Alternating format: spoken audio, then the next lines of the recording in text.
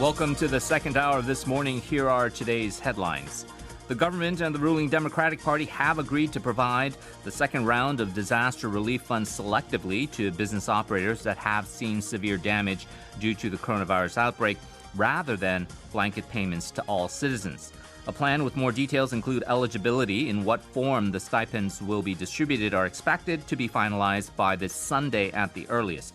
Karaoke rooms, PC rooms, indoor sports centers designated as high-risk facilities were mentioned as businesses that would be eligible for the support at a government and ruling party meeting yesterday. The Seoul Central District Prosecutor's Office has carried out a reshuffle for the second half of the year in line with Justice Minister Choo Mi-ae's policy to prioritize the criminal investigation and trial departments. The prosecution said it actively reflected the opinions of the Supreme Prosecutor's Office in allocating prosecutors for high-profile cases such as Samsung Group heir Lee Jae-yong's alleged role in a controversial merger between Jail Industries and Samsung C&T, and corruption allegations surrounding former Justice Minister Cho Guk's family. The prosecution also explained that the reshuffle focused on maintaining public prosecution.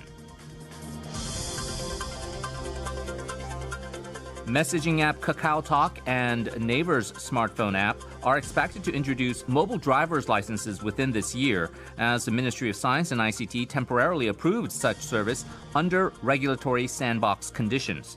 The service can be used by registering the physical driver's licenses on smartphones after a personal identification process and creating an electronic signature.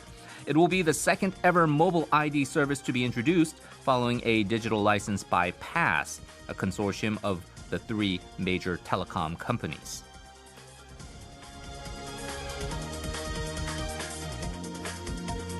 Finally, the U.S. government's budget deficit will exceed the size of the country's gross domestic product next year for the first time since just after World War II. According to the nonpartisan Congressional Budget Office, the federal budget deficit will hit $3.3 trillion in 2020, down from the preliminary estimate of $3.7 trillion made in April, but 3 times larger than the shortfall recorded last year. The U.S. has spent over $3 trillion in emergency coronavirus aid this year, causing a surge in the already large deficit and federal debt. You can listen to these headlines once again on our YouTube channel by searching TBS EFM. Once there, you will also get a script of the headlines and subtitles as well. Coming up next, we assess the implications of Japanese Prime Minister Shinzo Abe's resignation and the prospects for a new leader, as well as the impact on the Northeast Asia region.